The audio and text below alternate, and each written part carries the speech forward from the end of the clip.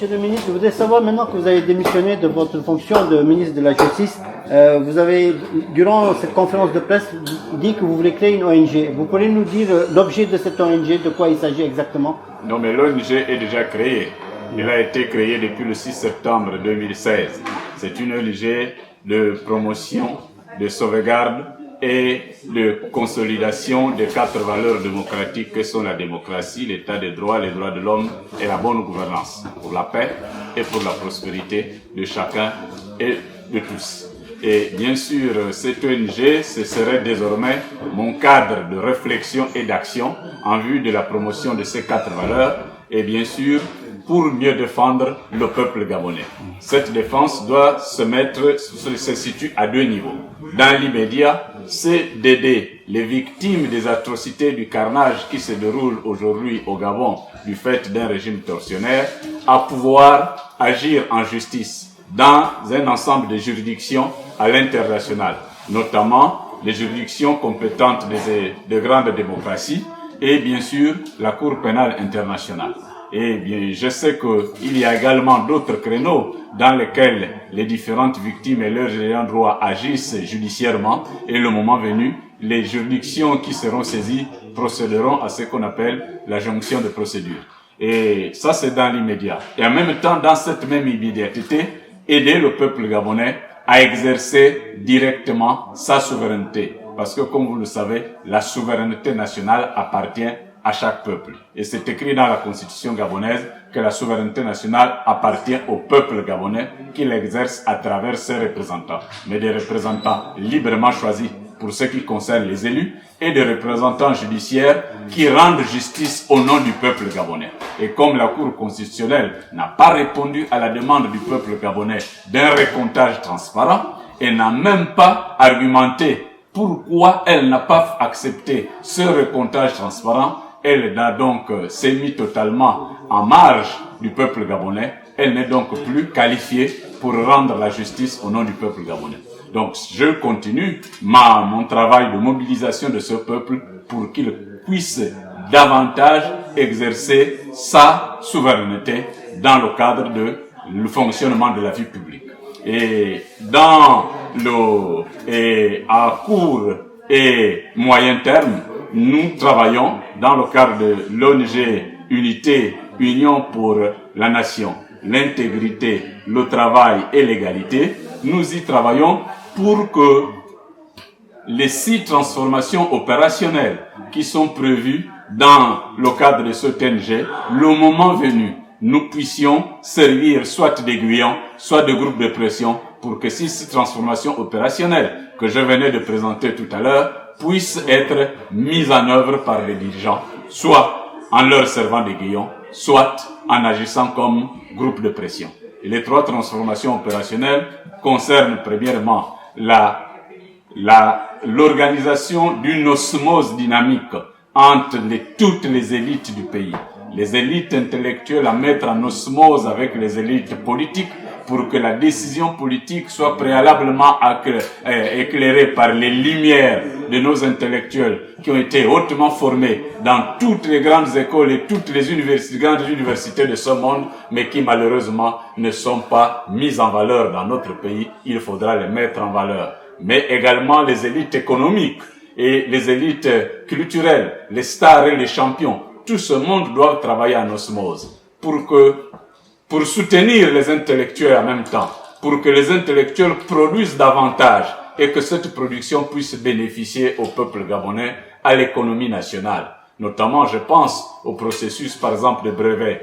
Les universitaires gabonais font beaucoup de recherches scientifiques. Ils publient dans les revues scientifiques spécialisées de grande notoriété internationale. Malheureusement, leurs différentes publications, en ce qui concerne, par exemple, le domaine des sciences et technologies, ne parviennent pas à trouver le brevetage nécessaire, la protection par le brevet et la transformation de ce brevet pour que le commun des Gabonais puisse tirer profit de la recherche scientifique. Voilà les créneaux sur lesquels nous devrions travailler dans le cadre d'une sorte de partenariat gagnant-gagnant entre l'élite politique, l'élite intellectuelle, l'élite culturelle, l'élite sportive et même l'élite spirituelle. Tout le monde doit se mettre ensemble pour essayer de faire avancer aussi bien les valeurs, mais aussi apporter la prospérité pour toutes les Gabonaises et tous les Gabonais. La deuxième transformation opérationnelle, c'est la transformation de la gouvernance publique par un rééquilibrage institutionnel et par une amélioration de l'offre de services publics. Services publics de santé, d'éducation, de justice, de sécurité, services publics en termes également d'un ensemble de dynamiques de solidarité multiforme pour faire en sorte que personne au Gabon ne puisse rester sur le bord de la route. Et la troisième transformation, c'est la transformation au niveau du modèle économique gabonais, la gouvernance économique du Gabon.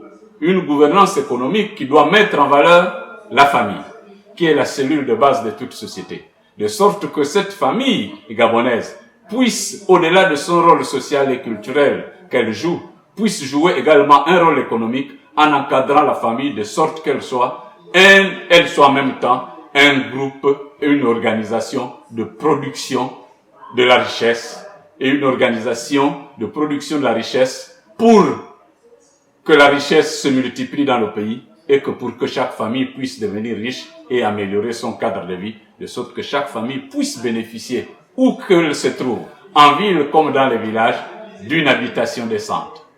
Et bien sûr, le modèle économique doit pouvoir permettre de transformer l'ensemble de la production agricole, industrielle, la production forestière, la production minière, la production pétrolière et de l'ensemble de toutes ces matières premières, qu'il y ait la transformation aussi bien au Gabon, mais bien sûr à travers le monde aussi, en relation avec nos différents partenaires au développement. Et cette transformation de l'ensemble de toutes les matières premières gabonaises faciliterait la création d'emplois pour les jeunes à la recherche d'un nouvel emploi diplômés sortis des grandes écoles, de sorte que ces jeunes, que nous devrons d'abord, dès qu'ils ont leur diplôme, pendant le moment où ils recherchent le premier emploi, on les enrôle dans un processus de recherche d'emploi ou de processus d'auto-emploi pendant une certaine période jusqu'à ce qu'ils trouvent un emploi.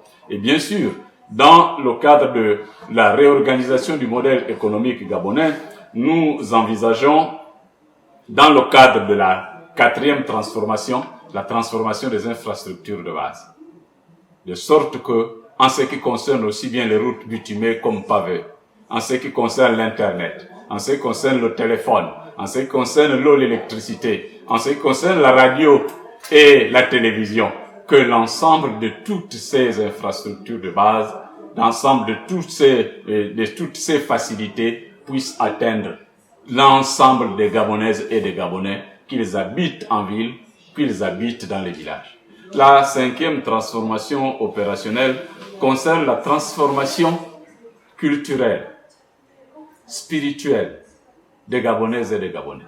Et même la transformation ludique, la pratique spirituelle, la pratique culturelle, la pratique sportive au Gabon doit être fortement transformée.